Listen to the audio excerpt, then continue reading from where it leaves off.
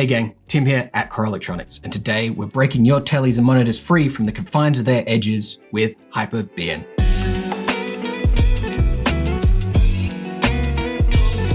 This here is an open source Ambilight setup utilizing a Raspberry Pi. I'm going to show you exactly how I set one up here, which has a crazy amount of LED lights, 250 plus, and teach you how you can do something similar at your Makerverse. And all without soldering. The effect that is happening here is the LEDs on the back are matching the color shown on the edge of the display. This means the same light is radiating onto the wall behind your monitor or your TV, thus acting as a surface to diffuse the light. It makes for a real nice effect in the dark. Worth noting, this will only work for HDMI devices and not work for your TV's native UI. You're going to need a couple of goodies to make this setup work. Firstly, a HDMI USB capture card, 3 HDMI cords, a 5V DC 4A power plug, a micro SD 16GB card, and a way to attach it to a computer so you can flash it, a HDMI splitter, a DC barrel jack adapter, 3 jumper wires, male to female, double-sided tape, zip ties, and a Raspberry Pi 4 Model B. I've been using a 2GB for this. You can do this with a lower powered Pi, but there may be a slight delay to the LED colors unless the resolution being captured by the HDMI USB capture card is turned right down. For a long-term setup, a case for the Raspberry Pi would definitely be a good idea. As an option, a HDMI switcher would be a good addition to this build if you want multiple sources of HDMI to work seamlessly with your Ambilight. Naturally, you're also going to want a long enough length of WS2812 LED strips, also known as NeoPixel strips. I would recommend using a lower density than the ones that I have here. Also, a small screwdriver and some scissors will be very helpful.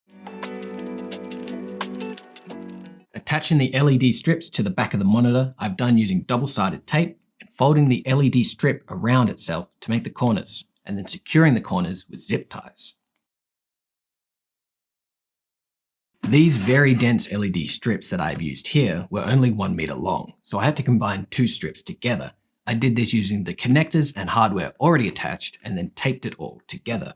This does affect the light a little bit, but it's hardly noticeable. In your project, if you wanted to fix this, you could pull out the soldering iron, solder, and some wires and tidy it all up. But this project we're keeping solder free, so let's not do that today.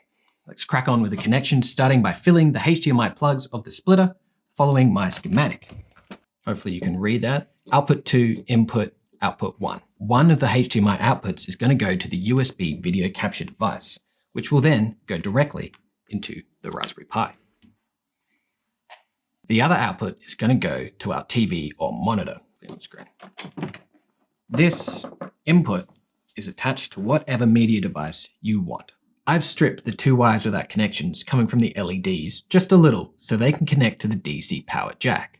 The white cable is the negative, and the red is the positive power. Focusing now on the wires coming off the LED strip, the one which have a connection, attach jumper cables to each.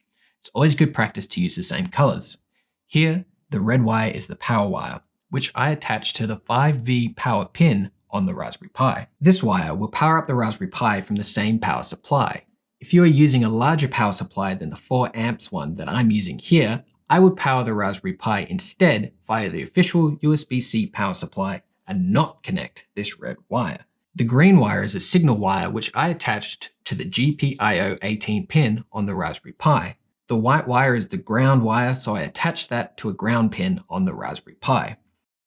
And with that, everything is connected. We can now power up all the systems, but first we will take our micro SD and flash it. Here, on screen, I'm flashing Hyperbian to the SD card. Link down in the description for the download location for Hyperbian.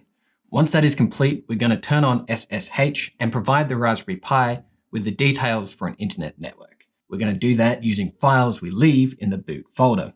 We already have great guides on how to flash cards and how to do just that on the website, linked down below to those. Having done this, whenever we turn the Raspberry Pi on from now on, it's going to create an options menu which we can access from any device on our local network by typing to the browser's URL the IP address of the Pi with a semicolon 8090. So I'm going to plug in the power for the DC power jack, wait less than 20 seconds, and find that option menu on my computer right now. Start by opening up the LED hardware tab, which looks like this. Change the controller type to WS281X in the LED controller tab. Change the RGB byte order to GRB in the LED controller tab. This will allow you to display the right colors from your LEDs. Configure the number of LEDs you have in your setup in the LED controller tab. Now, in the LED layout tab, you're going to configure where your LEDs start, in what direction you lay them down on your monitor, and how many LEDs are on each side of your monitor as well. Back in the LED layout preview menu, it will give you the max power consumption.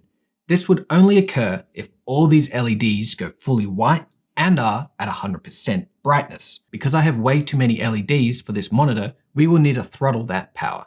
Here in the image processing, under the color calibration menu, you can lower the max brightness of your LEDs by a percentage value.